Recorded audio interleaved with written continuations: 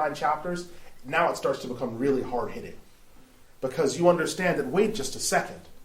If this hadith is 100% true, and we can see that it's true because it's narrated by Ahmad and his Musnad, and we know that everything in the Musnad is authentic, that the ummah would never be destroyed by drought, and outside enemies would never take hold of and dominate over the whole ummah.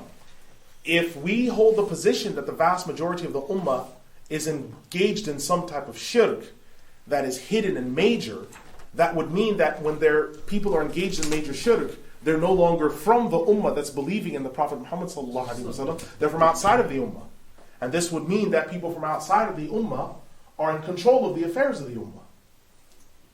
Now this gives you another issue as well, because today there will be some people who state that every single leader in all of the Muslim countries today is a kafir.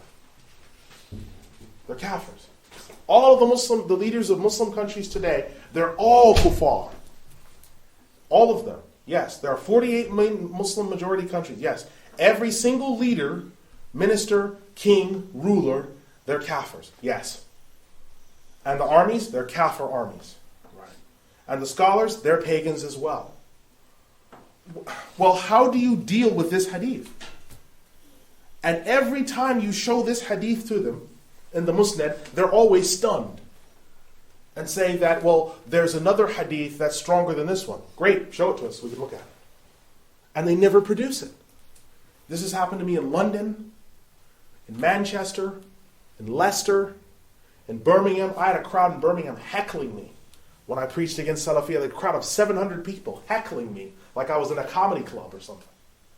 Heckling. But the main thing that they were heckling me about, they couldn't answer. They couldn't answer. And that's the important thing. So now that we're in chapter 10, this hard-hitting area where they're saying, well, show us the proof. Now let's look back.